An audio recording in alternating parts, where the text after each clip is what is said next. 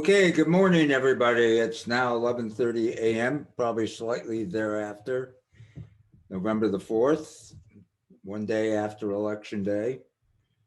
We do not have the results of the election as of this moment. Anyway, welcome to the MAC meeting. As you know, every week at this particular time, we do have a meeting. It's for members only, as long as we're on Zoom, and that's for security reasons. Our registration has officially started for our classes. It started on November the 1st. We have had a nice reaction to the class registration, with quite a few people have already registered. So if you haven't registered, which I'm sure most of you have not, make sure you get on top of that issue. Don't forget, if you sign up for 9 classes, you get the 10th one free. So you can sign up for all 10 and pay for 9.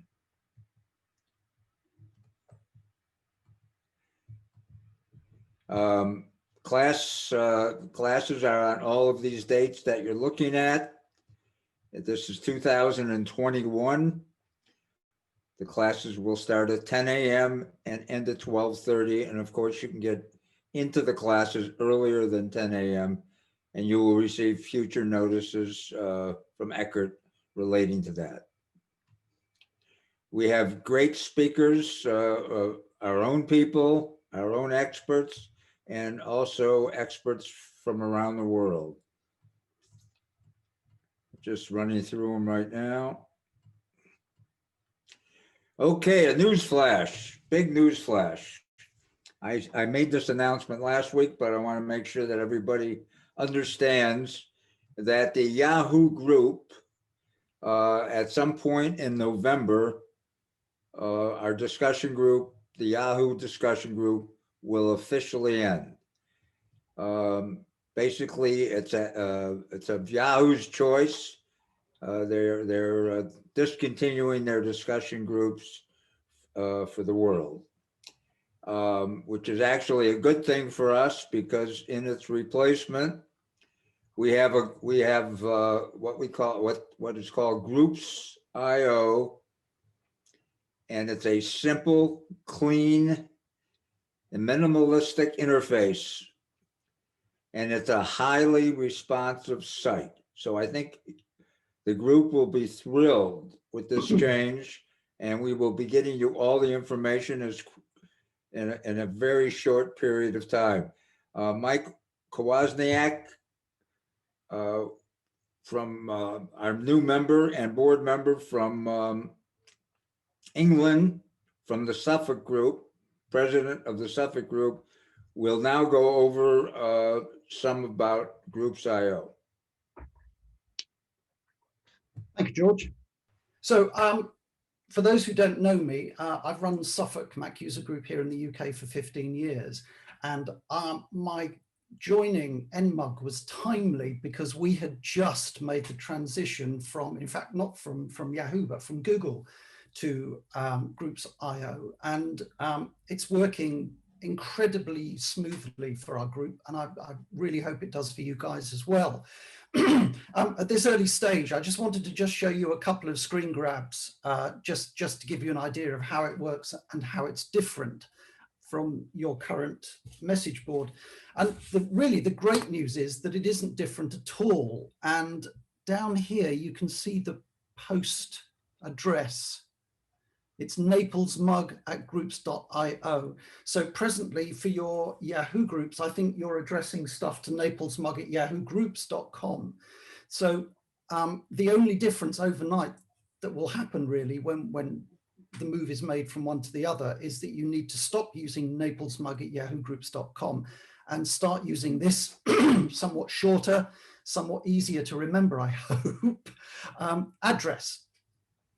Unlike Yahoo Groups, Groups.io exists only to serve people needing message boards. So they don't offer any other services, but their message boards are fantastic, and the facilities available are fantastic. And I just wanted to show you across 90 seconds, really, what I'm talking about. So I don't know how many of you ever visit Yahoo groups online, but if you did, it would look very much like this. And this is the messages page on groups.io. Very few messages on it at the moment, but of course that will very quickly be populated when everybody joins.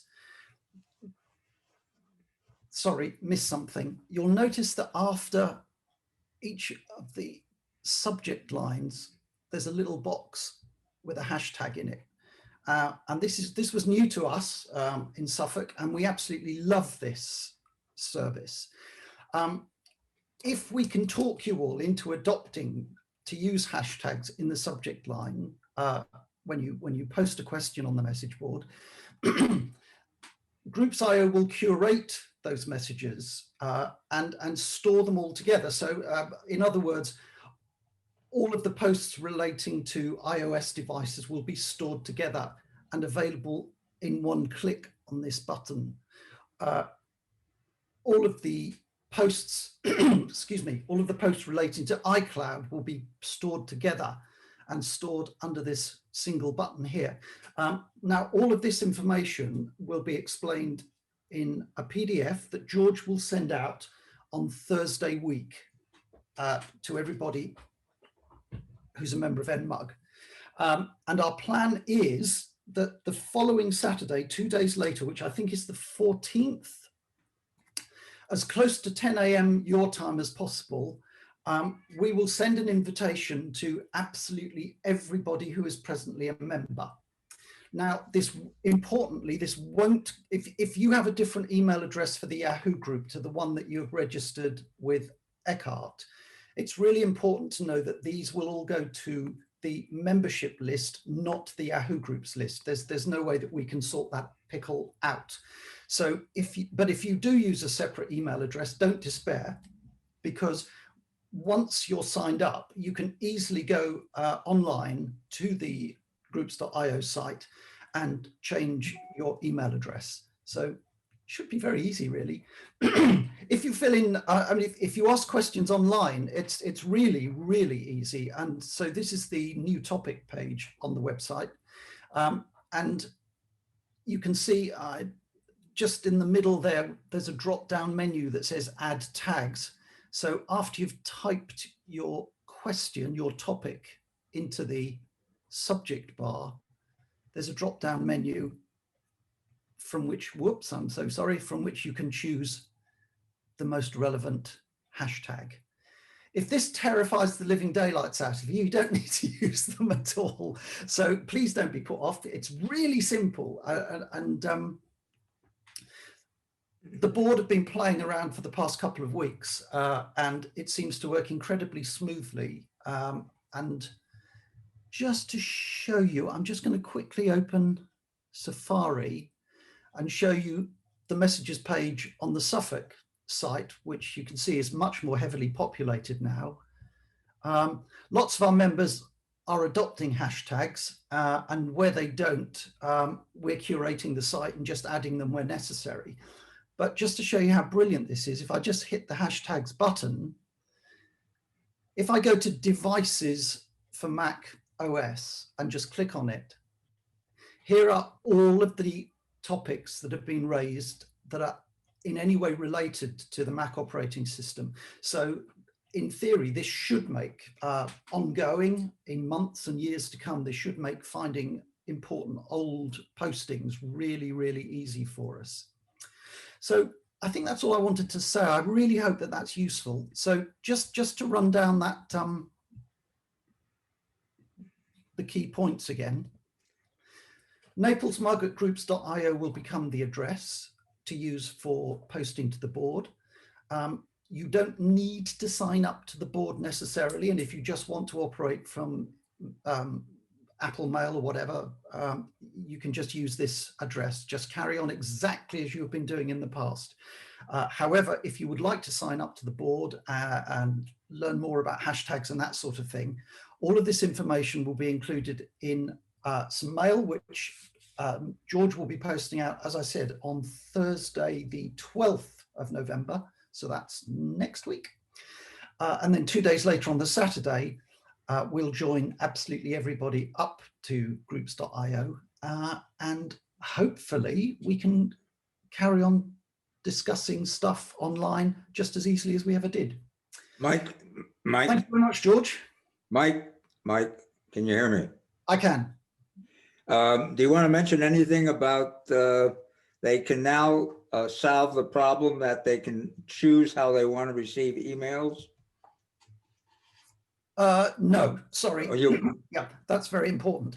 So when the mail arrives on Saturday morning on the 14th, for security reasons, groups.io allow a 2-hour window in which you can go online without the need to actually create an account. After 2 hours, they close that facility for security reasons. And then in order to go online, it's a very simple process, but you need to create a password basically to get in. So that means going online, registering yourself. They then send you a link by email to your email address. You respond to that link, put in a password, and you're flying. But if you hit it within the 2-hour window, you can go straight in and just make a decision about how you'd like mail delivered to your mailbox. Now, I suspect most of us have mail delivered immediately when somebody posts a question. I much prefer that, because if I post a question and somebody's kind enough to reply within 5 minutes, it means that I get that reply 5 minutes later. But you may prefer other options. You may prefer a digest version where they just post out every time there's a collection of 12 posts. You may prefer a daily digest. You may even prefer no email at all, but we hope you won't choose that, although it is an option. But of course, if you choose no email, it means that if you ever did ask a question, you wouldn't receive any answers. So we don't recommend that. So if you do that within the 2-hour window, it means that you can do it straight away without having to do anything else at all. If you're unable to do it within the 2-hour window, groups.io will ask you to set up an account, which simply means creating a password. And all of that information is in both a PDF and a little video that I prepared. And these will both be with George's letter next Thursday. And needless to say, if you have any questions, please fire away. There's a question in the chat that Frank asks, does Group.io cost money? Can George or Mike respond to that? Basically, no, not to our members. No, not to our members. The situation in a nutshell is that in order to direct ad membership, which with a huge membership like NMUG, we really need to be able to do, there's a monthly charge. Now, whether we can, and that monthly charge also includes a number of other services, which we haven't even discussed yet at board. So we may continue paying that subscription, or we may completely stop paying that subscription once we've got everybody online and happy, because we want happy people.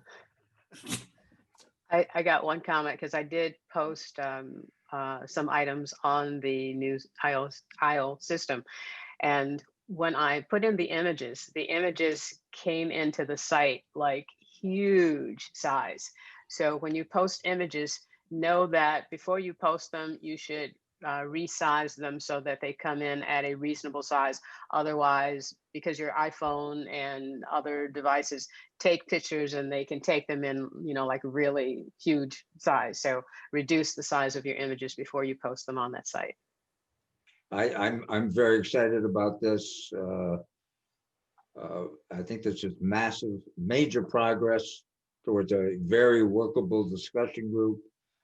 And I think everyone will be very, very happy with the end result. The two meetings, Chita will be, I'm sorry, I'm having trouble showing you my screen, but Chita will be having a meeting in 2 weeks that is on holiday gifts. And it's going to be we've never tried this before. I know a lot of Mac user groups have, and it's been very successful. And she's going to review a lot of ideas for holiday gifts for us tech kind of people. the meeting next week is Mitch, and it's the iOS meeting for the iPhone, iPad, and watch. And Mitch will also have, I think there's going to be 4 different people. Marilyn, Mitch, Mike, and I think one other, I can't remember right now, will be showing their favorite apps. So this should be a great, Jim Corsica. Thanks for waving at me, Jim. Anyway, that should be a great meeting next week, and I hope you all plan to attend. And of course, this week's meeting is our monthly Q&A, and Chita, it's all yours. Everyone, thank you for joining us today. And I would also today like to have a very interactive Q&A like we had before. I really appreciate you joining in and giving some really great answers. Today, I may be able to get to some of the questions, but probably not all of the questions that were posed. Some of those questions were really in depth, so thank you very much. But anyway, if you know the answer or if you can add to any question that we have, please do. We really appreciate your interaction, and I appreciate the help. So let's get started.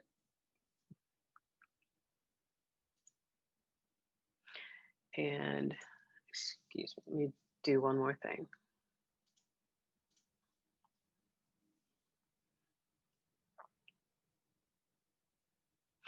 Our first question was posed by Jim Cutler. All right, excuse me, we're having Keynote problems today, everybody.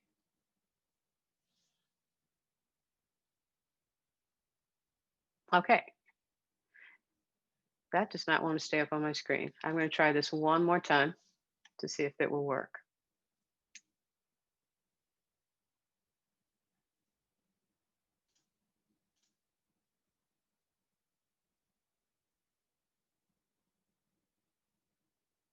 Okay, the question is, can I move my landline to be used as a second number on my iPhone? And Jim Cutler asked me this question, or asked me to pose it out. And from the research that I found, the answer is yes, most likely, but it does come with some information that you need to take a look at. First of all, the carriers do not own your phone number, but that does not mean that you can take it with you and have it placed on a SIM card to be used on your iPhone. There are some carriers who can do it and will actually walk you through the process. And there are some who will say that they can't, and you really have to sort of try to reestablish this from scratch, so to speak. So this is a question, yes, it can be done, but you should really talk to your carrier about your landline carrier and your cell phone carrier about whether or not a SIM card can be used with that new number on your iPhone. So hopefully, if anyone has any information about that, please jump in. Or has anyone in the group done this before? No, I have not. So, all right. So hopefully that answers that question, Jim. That's all I know. That's the best answer I could give you for that. I was just waiting for the iPhone 12 mini before I tried it. Okay. All right. Have you gotten your iPhone 12 yet? No, I haven't talked to Dave recently, but Okay. looking forward to it. All right. All right. Thank you for the question, Jim. Yep. All right. This is I have a Wayne. quick question. Hold on. Chita. Go ahead. Is it possible to get calls that come to my landline automatically sent to my iPhone? Yes, that's called call forwarding, and you can set that up. I did that years ago with one of my landlines to my iPhone. So it's just simply call forwarding, and yes, you can do that very easily. You are still paying a monthly charge for that landline, but I don't know if it will be as much. It may be the same, but yes, you can do that very easily. It's something that's bundled with whatever I get, but I have to work that out with my carrier. It's not something you can show me how to do from here. No, it's not something I can show you how to do from here, but if if if like you can select your account online, there's a possibility that you can choose that as a setting for your landline phone. Okay, great. All right, thank All right. you. May Quite I, welcome. may I also add to this that some carriers would allow the following. You allow your landline to ring for 2 or 3 times, and if you do not respond or answer that call, it will then forward to your iPhone. Mhm. So that system also exists. Just one. Okay. Thank This you, is Eckhart. Wayne Mert. Can I make a message? Can I make a comment? Of course, Wayne. Yes, I got rid of my landline about 2 years ago because since I use the iPhone as my wife and I use it as our main contact line, that I was getting advertisements and spam calls. So it was easy and simple just to drop it. I was hesitant at first, but I never missed it. Mhm. Thank you, Wayne. Same here. I was very hesitant to end my landline. And at the time, I had the system known as Vonage. If any of you remember Vonage, I don't even know if they're still around. But when I told Vonage that I wanted to end my service, they actually gave me 6 months to a year of free service just to get me to keep the line. So in 6 months, that phone never rang once. And again, if it did, it was a telemarketer or some type of marketing call. And after 6 months, it's like I got rid of it and I haven't missed it since. So it was a little scary to think that I didn't have a landline, but I don't and probably won't. So appreciate your comments, everyone. Let's move on to the next question. How do I update old video files that QuickTime no longer recognizes or opens? Now, I don't know if any of you remember iDVD. Anybody remember that? Raise your hand. Some of the videos that I created or are in my iDVD projects no longer have a extension associated with them, or some of the files won't work. Or in one case, let me show you an example. Okay, good. Let me bring that back. In one case, let's hide you.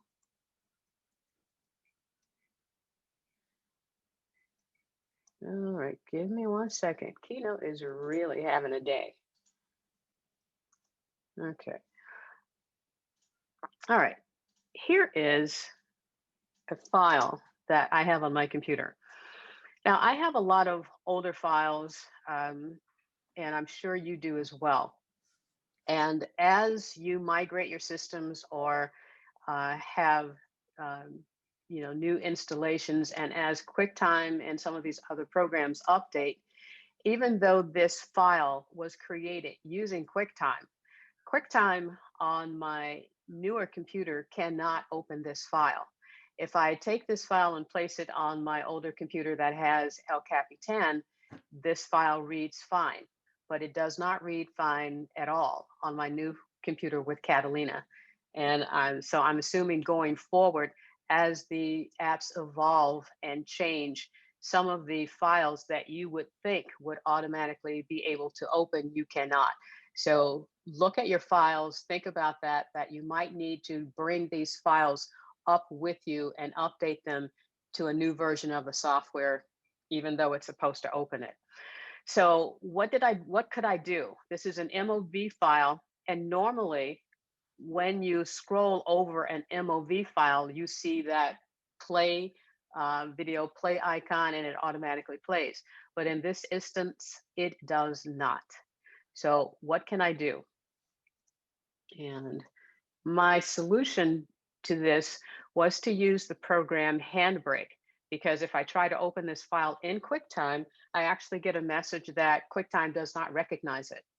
So I opened up Handbrake to see if I could salvage this file and I have several tens of them that I need to convert. So Handbrake is a program that I've used for decades, and it is a great program. You can use it to transcode video or I'm trying to think that have I ever used it for anything other than video, but you can use this, and I'm going to show you how to make this file usable. So let me open up Handbrake. And Handbrake is free, by the way. And I've already done several of these files so that you can see, but I'm going to select this file, snapshot.mov, choose open, and it opens and it actually shows me what's in this file. So what I'm going to do, and this is actually the source right here. So that's how I selected the file. I want to save this file as, just give it an extra letter behind it. I want to tell it where to save the file. It's going to save the file back to the other folder, the same folder actually. And then I want to tell this file, if I want to use this on the web, I'm just going to choose like optimize here, web optimize. You can also choose presets. If I click on the presets button up here, there are presets that you can choose on how you want to transcode this video. And it will automatically just select the one that it feels is the best fit for what you're doing. But you can always change this. So this is a short video, so it should transcode very quickly. Okay, yes, it does exist. I'm going to overwrite it just for you guys.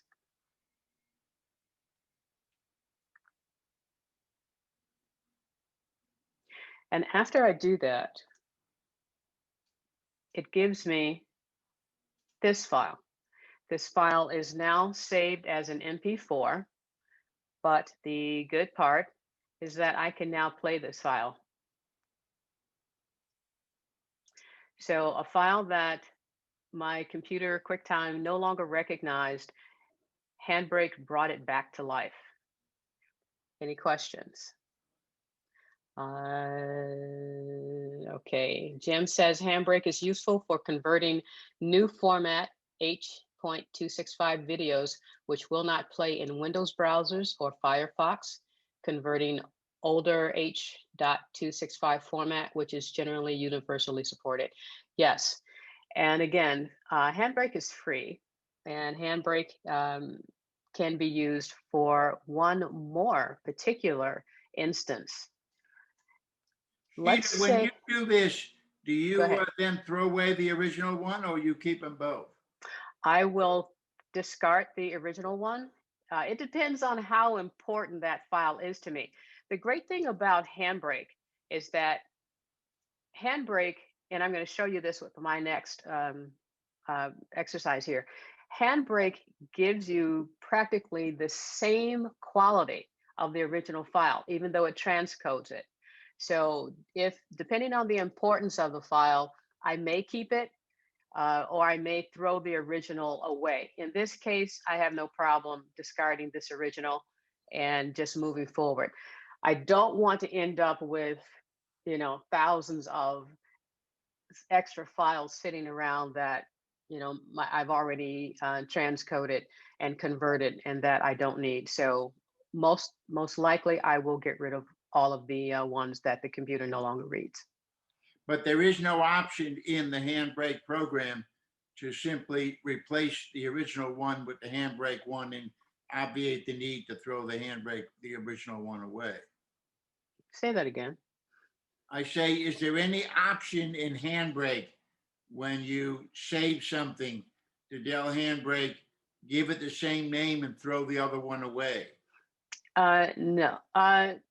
No, because Handbrake is going to save it with an extension MP4. And as long as that extension is placed there, it will give you a brand new file. So if you're converting the original, it's going to give you this new file with this extension. So just take the old one, throw it away. It's pretty easy. Select it and Command Delete on your keyboard, and it's gone. Okay. Not completely gone. You got to empty the trash to make it happen. Yeah. Thank you. Any other questions? Any other questions Chita, on this? I have a question about QuickTime itself. My older QuickTime movies that are not openable, or sort of openable, QuickTime always says, this isn't openable. Do you want me to fix it. And then it does something, sometimes for an hour, but then it winds up playing. So it does some sort of upgrade to the older QuickTime movie. The newer QuickTime. In some cases. In my case, let me undelete that. And this is the message. This file contains some media which isn't compatible with QuickTime Player. You want to open it anyway, try OK. And there you go. No media, just an audio file. Audio. Okay. Okay, so my solution using Handbrake is I think it works better, and I think it works better. But try what works for you. If that works for you, that's fine. QuickTime can, in some cases, convert. Sometimes it can't. If it can't, you have to find another solution. And I used Handbrake for this. Okay. Thank you. Okay. All right. Who was that? Frank. Thank you, Frank. You're welcome. Okay. Okay. Now, another use that I have for Handbrake is this. I have an MP4 here that is 310 megabytes in size. Now, in today's world, that's not big at all. But for me, saving this file, holding on to it on my external drive, that can start to eat up space. And I want to make my files as streamlined as possible without losing quality. And here's the same file that I took through Handbrake. And Handbrake reduced the size of the file considerably. And let's see if I can show you the quality.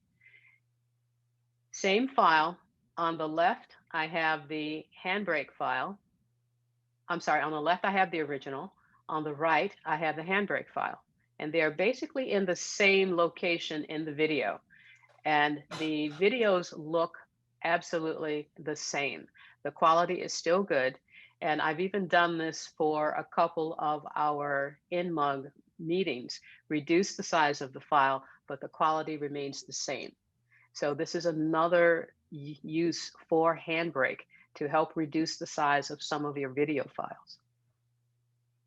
Okay, and really, let me hide this and show you the process. Let's go back to Handbrake. So Handbrake, I would open the source file. This is the source file. Open, and I just tell it to be web optimized, and it selects a preset for me, and I just run it and give it a different name, and then it spits out the file, and I usually see a sizable reduction in the file size. So just run it through Handbrake and see if it can give you a smaller size file. Okay, all right. I don't suppose you have any idea how it does that. It sounds too good to be true. I've been using Handbrake for about 2 decades now. Handbrake is too good to be true. And there was that. Same here. Same here. Yes. So it's free, and it is too good to be true. And at some point, give it a try and see. It'll work for you, or it'll not work for you. So give it a try. I've used it for about the same amount of time, and I really love the fact that it batch processes. You can take 10 of your movies and just go have lunch. Yes, when you come back, it's ready. Absolutely. I've done that recently myself. Jim Cutler, you have a question. Well, it's a comment. One of the tricks with Handbrake is to edit the template you're using to take, for example, a 1920 by 1080 and have the dimensions.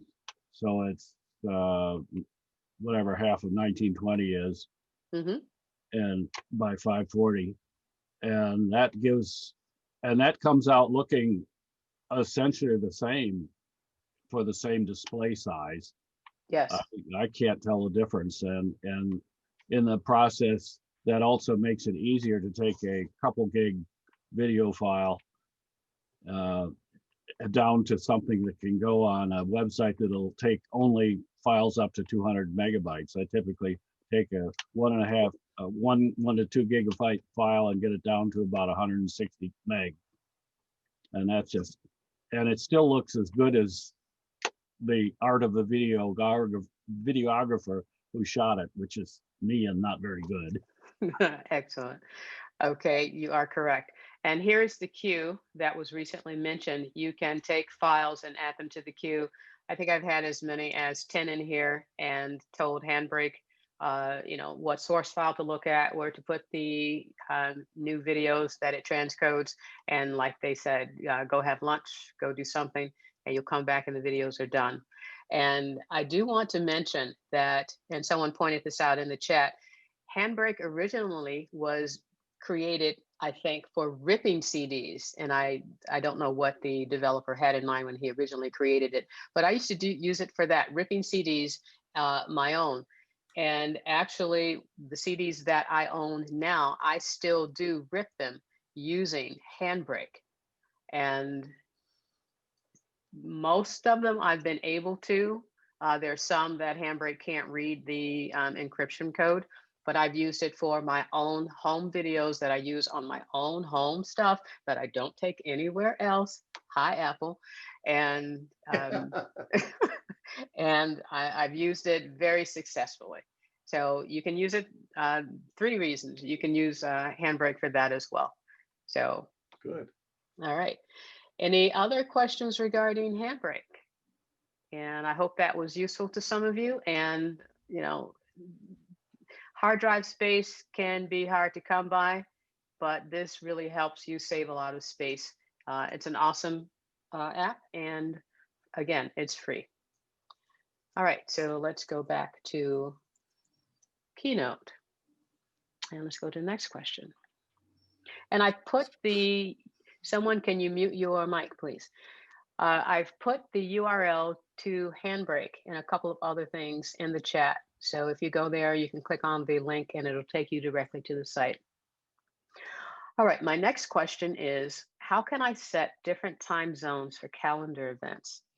And I was really excited to do this particular example because I wanted to show you how you could set calendar to use the different time zones. And then I realized if I do this exercise, I have to show you all the stuff that's on my calendar. And I thought, I can't do that. So I'm going to walk you through this a bit. And I've put the URL to this guide in the chat so that you can also read about it. But if you go to the calendar app and you select preferences and then choose advanced, there is an option for you to turn on time zone support. So why is this so important? Why did I want to talk to you about this? Because right now, we are all interacting with people in different time zones. And with myself, I have England, I have Australia, I have the West Coast, I have Central Time Zone. So I'm all over the place.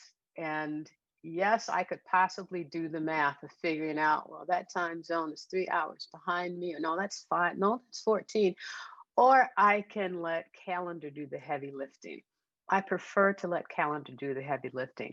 So if some of you want to open up your calendar app, go to preferences, go to advanced, select turn on time zone support. What you will then see in your calendar in the upper right-hand corner, directly to the left of the search field, a new time zone field will pop up. And you can add time zones to that by selecting other and entering in city and country or whatever, and it'll pull up the different time zones that you can add. So for example, when I get an email from Australia user group, I can click on the time because you definitely have to put the acronym for the time zone behind the time. Like right now for the Eastern time zone, it would be Eastern Standard Time, EST. So the calendar sees those acronyms and then it can appropriately schedule If you select Eastern time zone, if it's Central, it will be Central Standard Time. So let the calendar do this heavy lifting for you.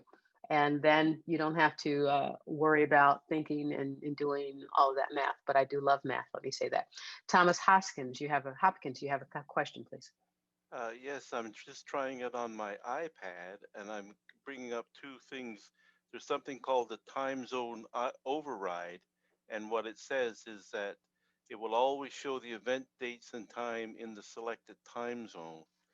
So is it a little different on the iPad? Say that again, please. It will always. If you go into settings and calendar on your iPad, Yes. it brings up two items. One is called time zone override and one is called time zone. Mm-hmm. And if you turn on the time zone override always shows event dates and times in the selected time zone. Correct. Yeah, when off, events will display according to the time zone of your current location. Correct. So what the override is doing, that's if you leave your present time zone and you need to change time zones for everything on your calendar. That's what the override will do.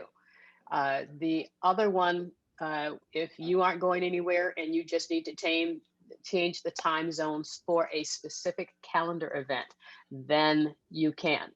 So one is massive if you are moving to a different time zone or going in between time zones, like you were taking a flight to the West Coast or something, and you needed to change all of the information in the calendar. The other one is if you're staying home and you just need to set and change the time zones for a specific event. A little piece of trivia Mm-hmm. from times past was the fact that in the Bay of Pigs, the ground troops and the air troops, air cover, were operating on two different time zones. Mm-hmm. Which could be a problem. Okay. All right. Thank you.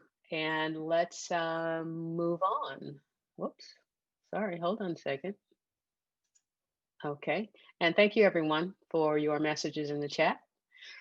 Let's move on. Our next question is, I cannot count on all of my contacts all of the time to be on my iDevices. iCloud is on, and I think I have the proper checks on each device. What should I be looking for in a step-by-step manner?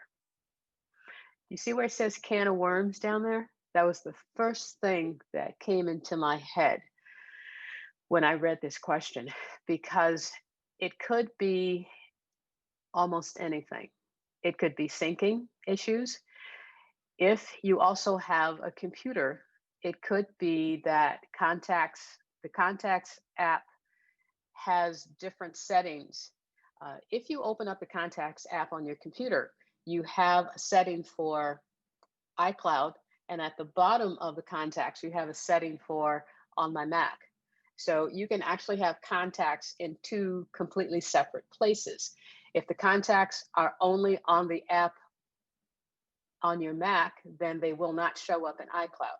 So that's just one thing. It could be syncing and it could be settings.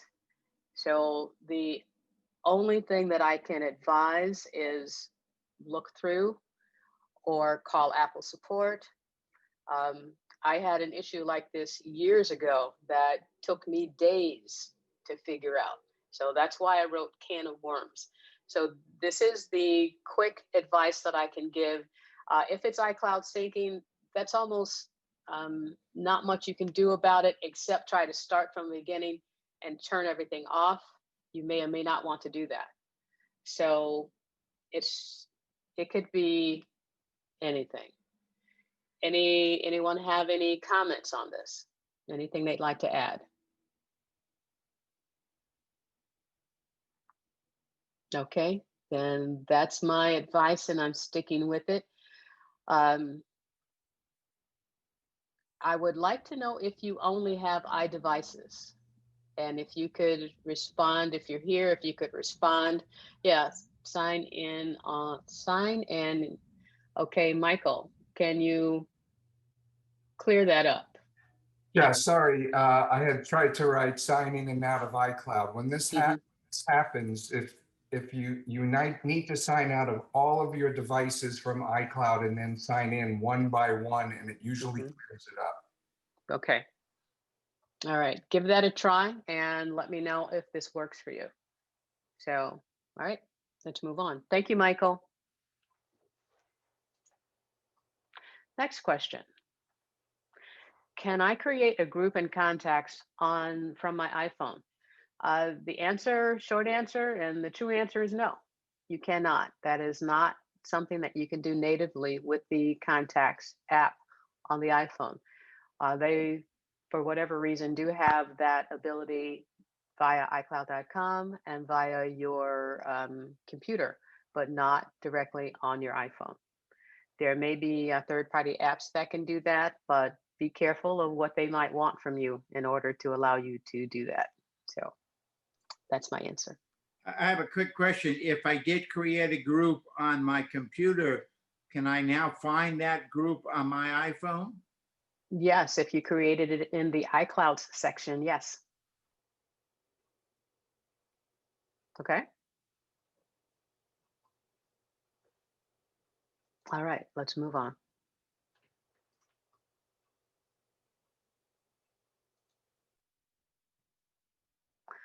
What is the folder users shared /ADI for? What is that? If you open up Time Machine, you will see this folder, this directory in the Exclude section. And my research has found that this is a file that iBooks and the Mac App Store uses. So that basically says leave it alone and let it be there and watch it and let it do its thing and don't try to play with it. Okay. The next question, should I exclude systems files and applications from my Time Machine continual backup? That is I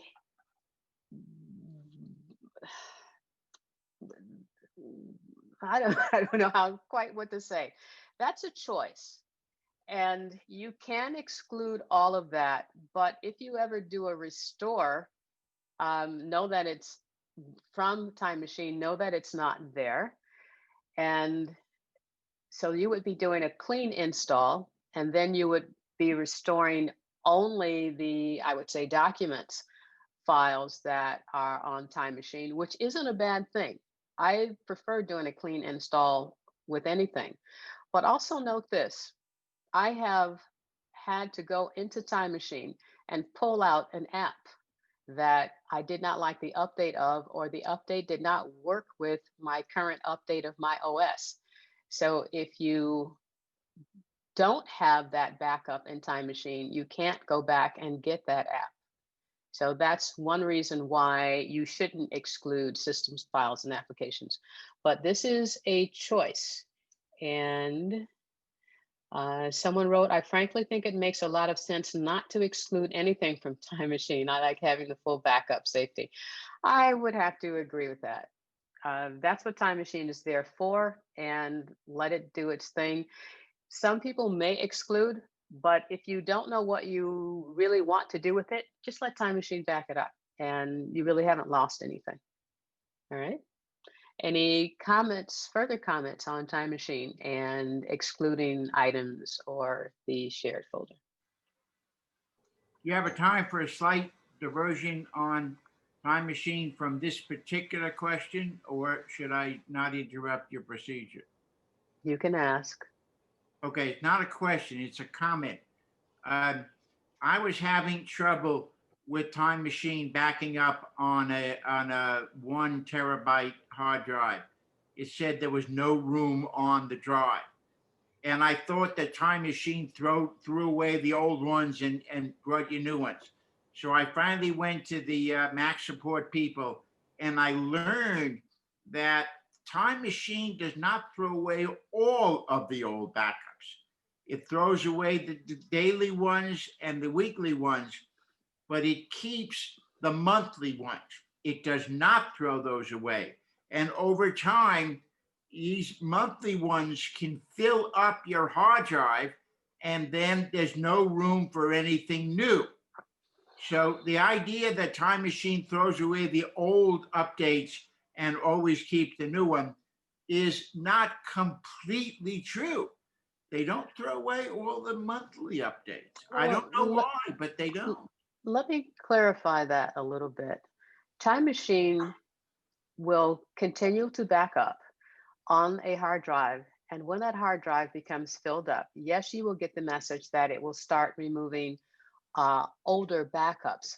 So for example, my Time Machine goes all the way back to 2017. When that drive becomes filled, it will start removing the backups from 2017, not anything new. So it will go all the way back and then delete. It won't delete, what's current. So that's how Time Machine works. Well, I mean, I thought that was the case, but mine didn't do that. I mean, it filled it up and didn't have How do you know yours didn't do that? because I kept getting this message that the backup can't be completed because there's not enough room on the hard drive. Okay, it still may have given you that. You know what? And actually, I ran into this issue with someone a couple of weeks ago. They kept getting that message, and yes, Time Machine should have just started. Time Machine should have just given you that message, and then you press OK, and it continues to do its thing. But what happened with this particular client, Time Machine actually corrupted 2 of her hard drives at the same time. So I know the hard drives didn't fail. It had to be Time Machine. And she was getting that same message. So I don't know what Time Machine was doing or what Time Machine may be doing now. I don't have a problem with Time Machine deleting something and giving me a message and then saying that it will not continue. So, For what it's worth, under the guidance of the technical support from Apple, I converted a different drive to be my Time Machine drive, and then I reformatted the old drive and started all over again. All right. Thank you, Alan. Jim Corsica, you had a comment. Unmute yourself. Yes, I just unmuted. Since you're on Time Machine, when I do my Time Machine backups, I exclude my external hard drives on which I keep my iTunes library, and I exclude the super duper drive. Yes. Are those correct choices? Yes. Okay, thank you. Right, and you can see in my slide here, I exclude my iTunes volume, my hard drive backup, which is my super duper backup, and I also have a drive that has other information. So I exclude all of these externals from Time Machine backing up. Okay. Jim Cutler, did you have a comment? I Yeah, thought I saw your hand. Yes. Just about system files. Go ahead. If you're running Catalina or Big Sur, you can look at disk utility and see that the read-only system or read-write system, depending on which one, is still only about 10 to 12 gigabytes. And when you talk about 500 is about the minimum that's useful size for a boot drive, and terabytes, 1,000 gigabytes being common. Mm-hmm. The 10 gig savings of something that doesn't change nearly as often as the stuff that the user touches doesn't make that much difference long term. Okay. All right. Thank you, Jim. I have also a comment to make, and I make it every time that when the discussion is about Time Machine. Now that we also have the phenomenon of iCloud Drive, I think we should point out all the time when we talk about Time Machine that it does not back up anything that is part of the iCloud Drive. And if you, for example, you miss out something on your contacts that we just talked about on your iCloud Drive, and you deleted a contact, you want to resurrect it, you will not find it in Time Machine, I don't think. At least I've tried it. And I think that if you want to undelete, you need to go into iCloud. Maybe I'm over emphasizing this, but I do think that the the function of Time Machine has been somewhat thwarted by what iCloud is trying to do.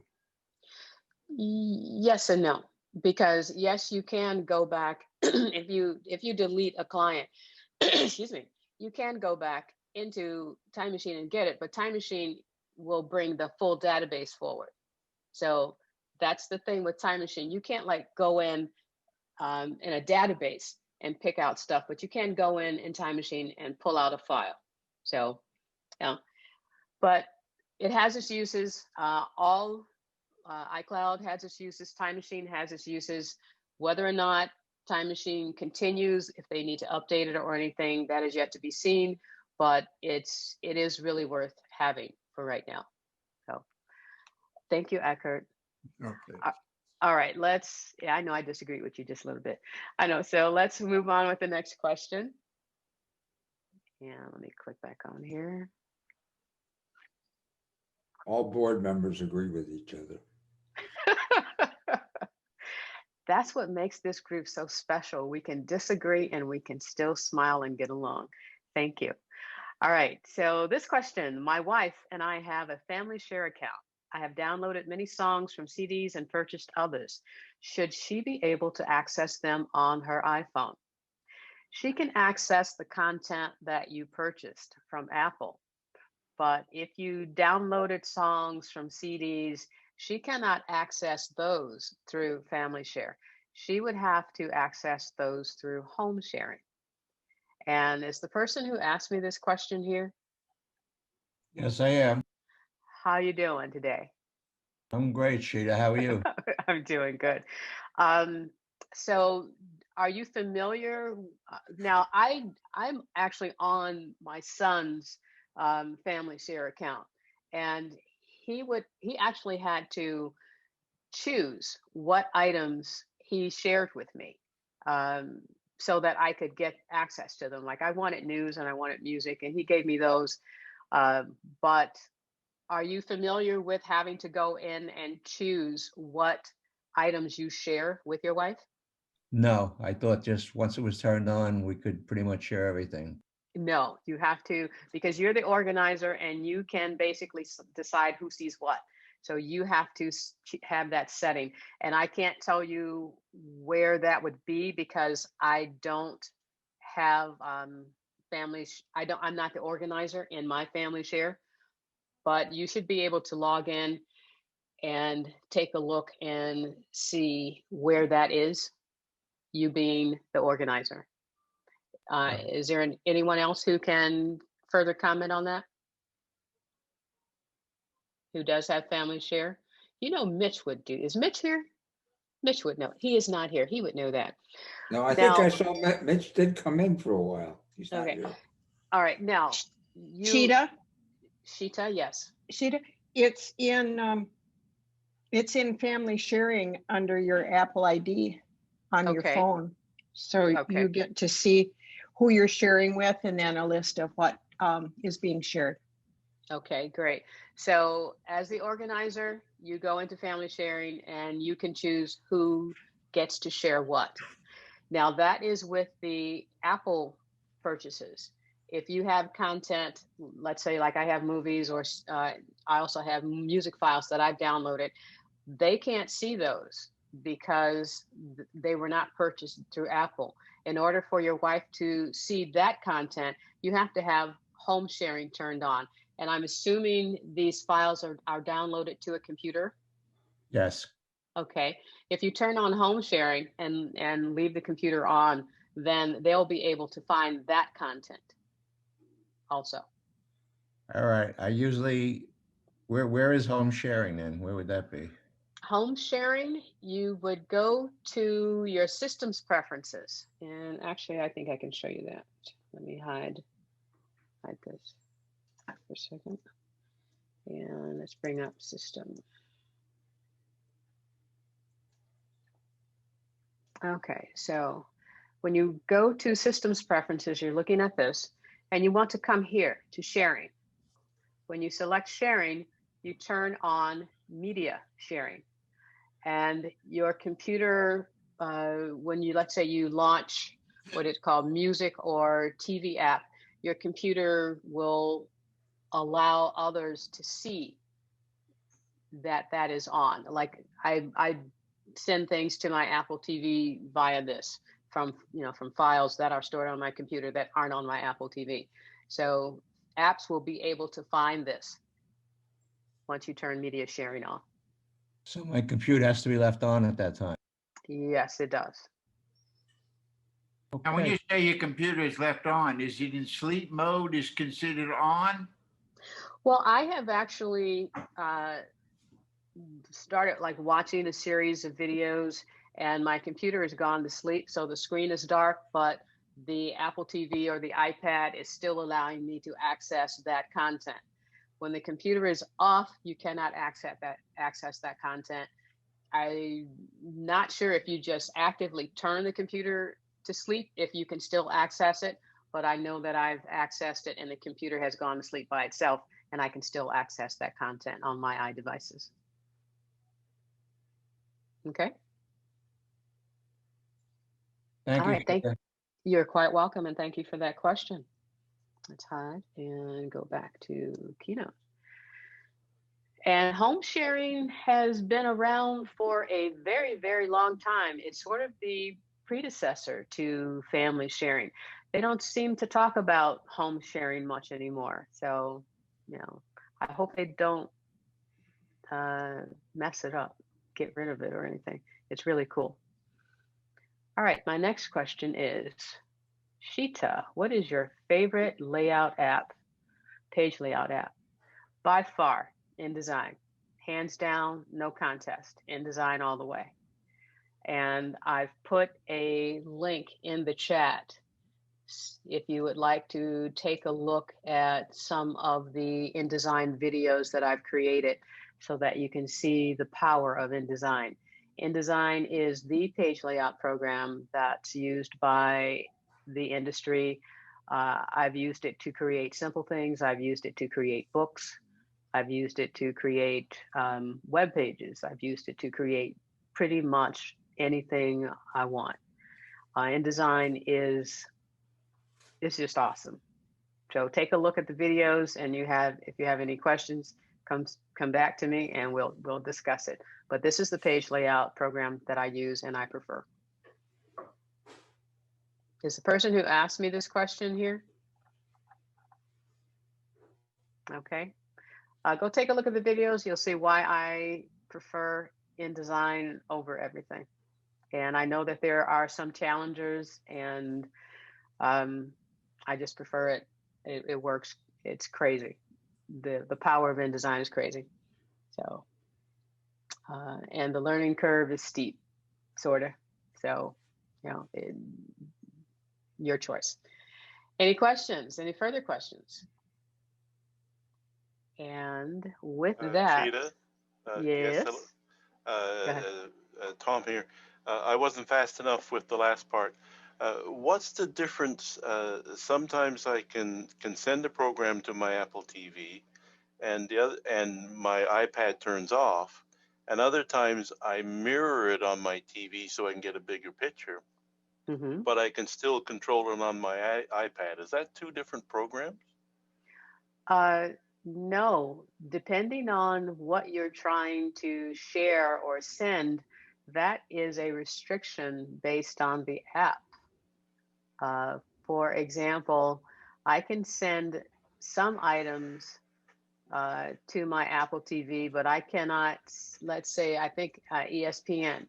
If I'm watching ESPN on my app, somebody's chair is creaking. If I'm watching ESPN on my app, I cannot send it to my Apple TV. That's a restriction of the app. But if I'm watching some other items, some other apps, I can send it to my Apple TV. So it's a app carrier licensing, some type of reason. Yeah, I went to another webinar and found that I could mirror it to my big TV, and so it was easier to see the screens and what all the demonstrations were, because that was a listen only mode, so I didn't have to worry about a microphone. Right. Again, some things you're allowed to do, some things you're not, and they know. So that's all I can say about it. Any other questions? All right. That is. Chita, Go ahead. just to comment on what you were just talking about.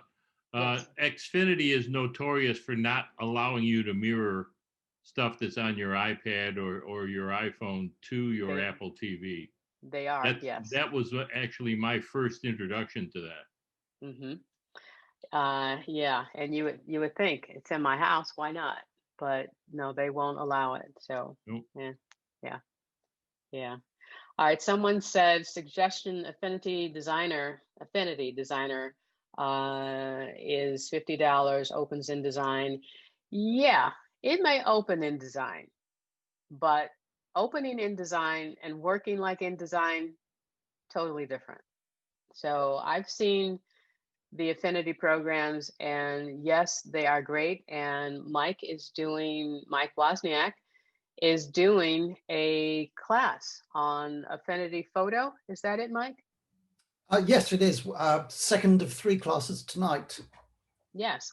And And interestingly, sorry, I know nothing about InDesign and Affinity Design, but Affinity Photo is absolutely astonishingly good value for money. It costs us about £50. I assume it's $50 for you guys. And the differences between it and Photoshop are actually marginal. Okay. So Affinity has a good lineup of programs. And if you want to, take a look and see how some things work with Affinity Photo, Mike is giving a really good class. And I'm not beholden to anybody as far as the products are concerned. Nobody pays me to do a promotion. I've been with InDesign since InDesign 1.0. And I can tell you at 1.0, I looked at it sort of slanty-eyed and thought, okay, yeah, right. Now it's just simply amazing. So this is the program I choose. So, and I'm not knocking anybody. If it's good, use it for what you can do with it. But I know what I can do with InDesign, and it's just crazy. Affinity Designer isn't necessarily the page layout program. Affinity Publisher is. They just came out with that this year. Maybe that's the one I'm thinking about, Affinity Publisher. Yes, they do. And I believe they came out with it on the iPad as well. Yeah. So, yeah. So, try them, find out what works for you. Okay. If there are not any more questions, I think that is the end. It is 12:42. And I want to thank all of you for joining us and making this such an interactive Q&A. I really appreciate that, and I hope you get a lot out of it as well. All right, George. Thank you, Chita. You're welcome. All right, Chita. Thank you, Chita. You're welcome. Thank you for joining us. Chita, it was a great program. Thank you, Chita. We enjoy it. Thank you, Chita. We appreciate your dedication. Thank you. I appreciate you guys. Everybody stay well, and we'll see you next week.